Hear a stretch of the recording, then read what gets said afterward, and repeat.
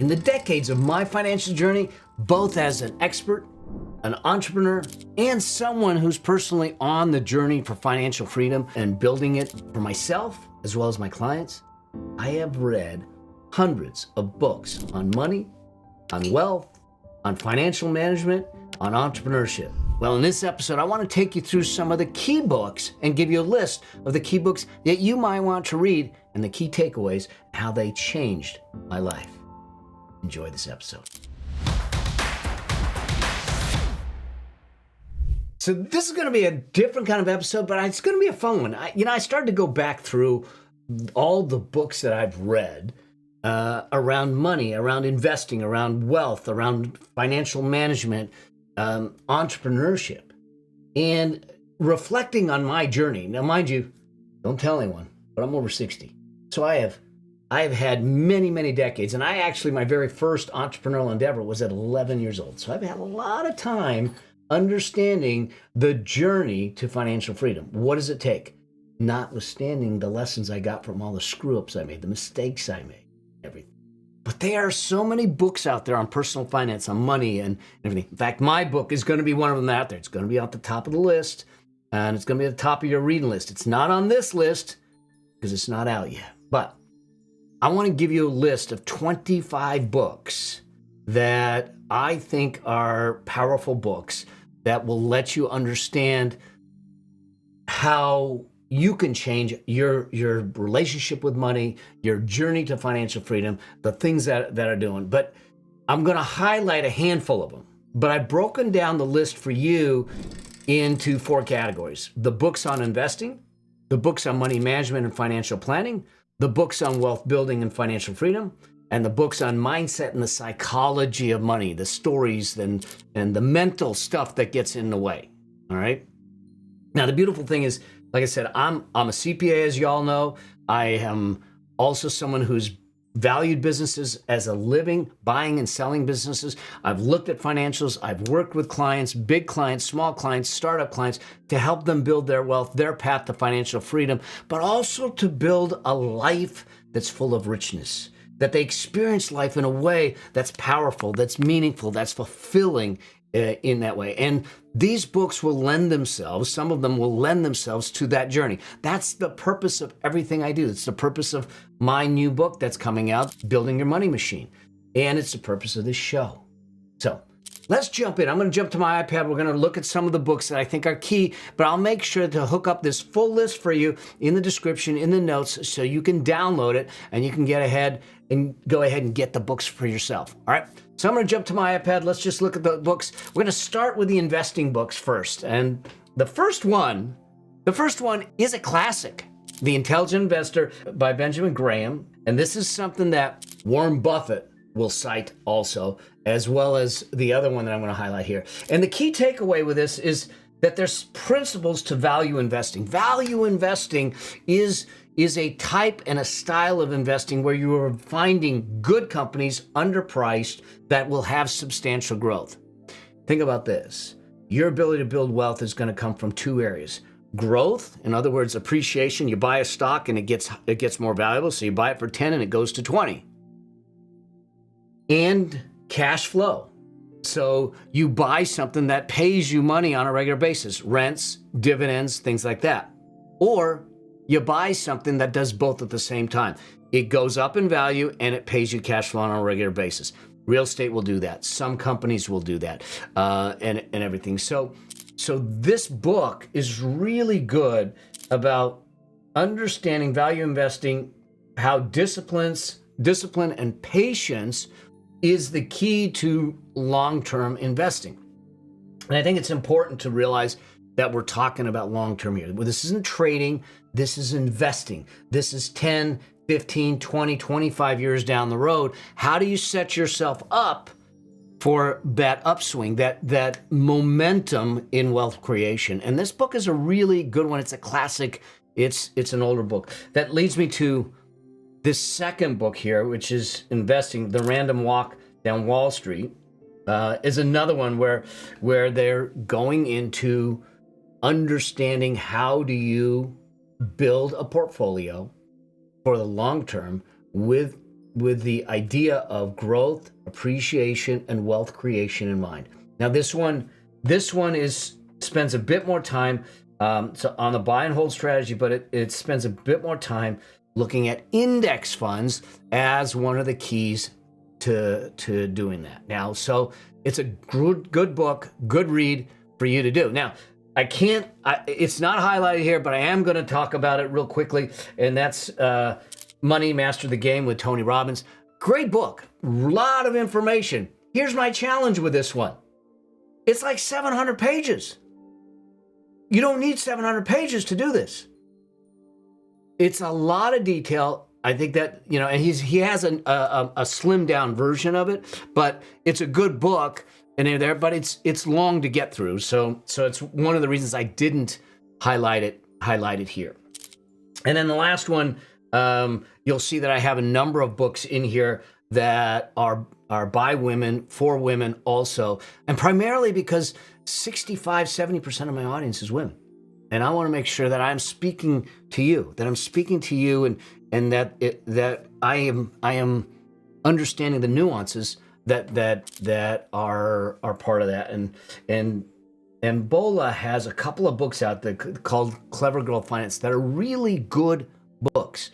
They're fundamental, they're foundational. You'll see her on here a second time. So they're really good books.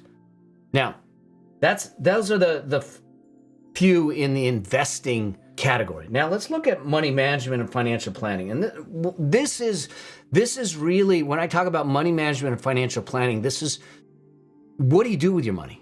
It's not investing, but it's really just managing. You got a check-in. What do you do with it? How do you manage debt? How do you get out of debt? What are the things that you should be paying first? All those kinds of things. So these books are going to help facilitate how do you do things with your money when you get it. And so the first one that I'm going to touch on is down here, Automatic Millionaire. This is my good friend David Bach. He is a classic. He's got 10 or 11, I'm not sure, 10 or 11 New York Times best-selling books on personal finance. And he's genius at simplifying concepts and giving you a pathway to understand what it takes to build wealth. He's got a series of books out that will help. This is one of the first ones that I read, Automatic Millionaire, and he really introduces the concept of automating your financial life, taking it out of the realm of you having to push the buttons, pull the levers, twist the dials to build wealth, but to turn around and say, how do you take everything from bill paying to savings to investing, automate it so it is without thought, it is without temptation, it is without emotion, and it's done automatically, and it can lead to a ton of wealth. Here's the thing that we need to understand. If we're truly on this path to financial freedom, no matter what your age or stage of life is, it's about behaviors. It's about decisions. It's about choices. It's about habits. It's not about the money. And I get you might sit back and go, no, you ain't seen my checking account. You ain't seen my financial situation. But I truly believe that our financial situations are a sum total of the decisions, choices, behaviors, and habits we made in the past. They're symptoms. Our money situation is a symptom of it. So if we just understand how to change our behaviors, change our habits, change the decisions and choices, we change the results. It's math, and math will always work out. And what David Bach talks about is kind of the math equation.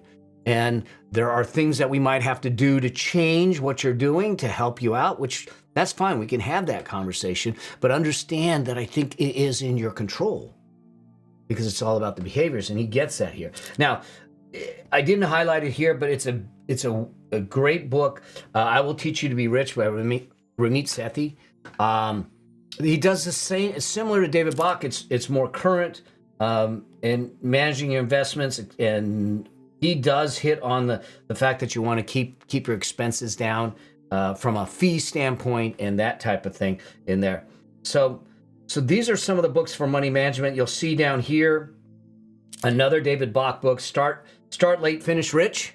So if you're sitting back and saying to yourself, oh my gosh, I'm late to the game. I'm 40, I'm 50 years old. Then you might want to read this one because this one is really aimed at those that feel like you're starting late. Okay, it gives you that the idea that it's never too late to achieve financial success. Here's the thing. I think that it's never too late to get on the train towards financial freedom.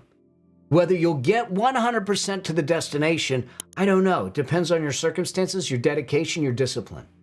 But what I do know is if you get on the train, you will get far closer to it than you would have if you didn't get on the train.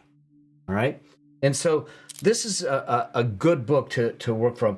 A very foundational book is Tiffany Alice's book here, Get Good with Money, 10 Simple Steps to Become Financially Whole. She's got a fun way about her, and she talks about it from a financial wholeness standpoint and everything from budgeting, insurance, investments. She really hits on some really good stuff. And along with that, I would probably put in that same category as Patrice Washington's book, Real Money Answers for Every Woman. But look, every woman, every man, it's the same thing. Her stuff is so good and so straightforward. It doesn't matter whether you're a man or woman, you're going to get something out of it. I know I did. And she actually gives really good practical advice. She covers a bunch of topics, and she's got other books out that bring into things a more holistic view of your life, which I love. That's kind of my message, is that I don't want you to have a big bank account and a bankrupt life. I want you to have all of it. And she gets it, and she brings those pillars into some of her current teachings and everything. And so she is certainly a possibility. And then, obviously 2 classics here. Total Money Makeover with Dave Ramsey. Dave Ramsey, he's promoting the debt-free lifestyle. Now, I will be really frank with you, and I've done some stuff on it. He's got his baby steps. His perspective is you want to be completely debt-free. Debt is the devil in any shape or form. I don't necessarily agree with it. I don't agree with some of his processes, but I cannot disagree with his results. He has helped a lot of people. He is good with what he does. And he has helped a lot of people get themselves out of a hole and to get their life, financial life, righted again. Okay? And so his book, it can be really valuable depending what your circumstances are. Now, my job, I look at it and say, I want to get you out of the hole, which is fine. But my job is also to help you build your mountain. I want you to not just get out of the hole. I want you to build your financial mountain so you have financial freedom. It's about building that money machine to make that happen. But it is a classic text that you want to that you may want to read in there. Now, there's another classic text that is counter to Dave Ramsey, and that is Rich Dad Poor Dad. This one really changed a lot of things for me in the sense of understanding the different ways to make money and the importance of it. That and his cash flow quadrants. It really started to bring to play the entrepreneurship element of wealth creation, the differences in how he saw assets and liabilities, and the importance of creating income-generating assets for your financial freedom. It's not about just accumulating a bunch of trophy assets. If they're not going to produce cash flow, you're not going to be able to use it to live. The money machine that you're building is a cash flow machine. It's not an asset machine. Because if we have assets like having collectibles on a shelf, they look great, but they do you no good when it comes to paying the bills. I want something that allows you to pay the bills. Think about this. When they diagnosed me with a cancer and we decided to shut everything down, I had a machine. And we just flipped the switch, turned the machine on. It would spit out cash. That's the money machine. That's what you want. That's kind of what Kiyosaki in Rich Dad Poor Dad was getting at, is that we want to have income flowing assets in there. And so these are the books for money management that I think that you could look at, financial planning, that had the biggest impact on me. Then we get to wealth building and financial freedom. Now, this one is an old book, but I love it. It's so good. Richest Man in Babylon. Okay, look. Talks about the importance of saving 10%, living within your means, investing to grow your wealth. It's basic, but I love how this is written. It's a parable. It's a story driven book. The lessons, even though this book was written decades ago, the principles hold true today. And I think it's important to realize that true, sound financial principles, money principles, wealth creation principles, the things that I teach, the things that I work with my clients on, the things that we use to build the wealth and the path to financial freedom for our clients are time tested. They work in down markets, they work in up markets, they work in down economies, they work in up economies. They are principle based. They work in the US, they work in Canada, they work in Europe, they work wherever because they're principle based. They're not memes, they're not trends, they're not fads. And I think that Richest Man in Babylon is one of those classic, easy to read parables that gets kind of the points home in a story form with principles that still are sound today. Okay? And then if you look at this book, The Millionaire Fastlane, the name is, I don't like the name, but I get the name when you read the book. So what happens with DeMarco here is he's the one that starts to really bring entrepreneurship and innovation into the wealth creation game. You know, he challenges the traditional path and he says, look, you can be on the sidewalk, you can be in the slow lane, or you can be in the fast lane. And he explains what each of those are and how to navigate that. So if you're looking to start to understand the ways to accelerate your path to financial freedom and you have the entrepreneurial thought process in there, this might be a book for you to read. It was for me to really start to understand that. And then we get to the last category. The last category is mindset and psychology of money. And you know, honestly, this probably should have been the first category, because if we don't get our head stuff straight, we ain't gonna get our bank account stuff straight. I thought, see, as a CPA, as a left brain, columns and rows, nerdy numbers dude, I thought all I had to do was go out and teach y'all, what the different accounts, what to do with the accounts, how to invest, how to look at a financial statement, what's a debit, what's a credit, all that stuff, the logical left brain stuff that I thought would matter. But here's what I quickly found out. It didn't matter about the left brain stuff until we got the brain stuff worked out itself. The stories, the mindset, the psychology, okay? Because that got in the way of us doing and taking action and taking movement to get in the game, because it just got in the way. And so these books are really good when it comes to understanding mindset. A classic, obviously, Think and Grow Rich, Napoleon Hill has to be on there. It's positive mindset, clear goals coupled with persistence. He also talks about masterminds and mentoring, which is really important. Masterminds and mentoring. Who's your mentor? I've had some great mentors. I still do. I mentor a lot of people. I have mastermind members and folks that I work with. But it is a way to make sure that we get our head game straight so we can get our money game flying. Okay? And then you've got you are a badass at making money. Jen Sincero's. She really comes at it from a perspective of getting out of your own way, the mental blocks, and how do you then replace the mental blocks with a wealth mindset to really bring it forward. And then one of the first books actually that I read and first speakers that I saw in this years and years ago is T. Harv Eker.